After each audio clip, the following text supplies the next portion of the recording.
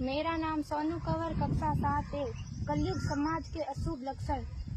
कुटुंब कम हुआ, संबंध कम हुआ, प्रेम कम हुआ, मर्यादा कम हुई, लाज लज्जा कम हुई, विनम्रता कम हुई, समर्पण कम हुए, पुस्तक वाचन कम हुआ, खान पान की शुद्धता कम हुई, बाल कम हुए, कपड़े कम हुए, नींद कम हुई, घी मक्खन कम हुआ, पीतल तांबे के बर्तन कम हुए, भाई भाई का प्रेम कम हुआ, सत्य कम हुआ, अतिथि कम हुए, धैर्य कम हुआ, श्रद्धा और विश्वास कम हुआ, बड़ों का सम्मान कम हुआ और भी बहुत कुछ कम हुआ, जिससे जीवन सहज था, सरल था। संतान को दोष न दे।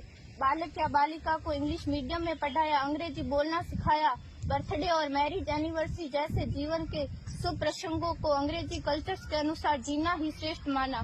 माता पिता को मम्मी डैड कहना सिखाया। जब अंग्रेजी कल्चर से परिपूर्ण बालक या बालिका बड़ा होकर आपको समय नहीं देता, आपकी भावनाओं को नहीं समझता, आपको तुच्छ मानकर आपसे जुबान लड़ाता, जब आपको बच्चे में कोई संस्कार नजर नहीं आता, तब घर के वातावरण को गमगीन किए बिना, संतान को दोष दिए बिना एकांत में जाकर रो लीजिएगा, क्योंकि पुत्र या पुत्री की पहली वर्षगांठ से ही भारतीय संस्कारों के बजाय मंदिर जाने के बजाय केक कैसे काटा जाता है, यह सिखाने वाले आप और अम्मी है। जब बच्चा पहली बार घर से बाहर निकलता है तो प्रणाम और आशीर्वाद के बदले बाय बाय कहना सिखाने वाले आप और अम्मी है।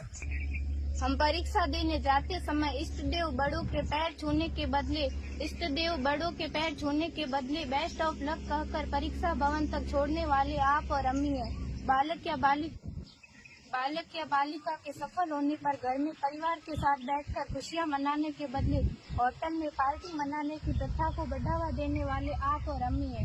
बालक या बालिका के विवाह के पश्चात कुल देवता देव दर्शन भेजने से पहले हनीमून के लिए फॉरेन टूरिस्ट स्पॉट भेजने की तैयारी करने वाले आप और अम्मी है।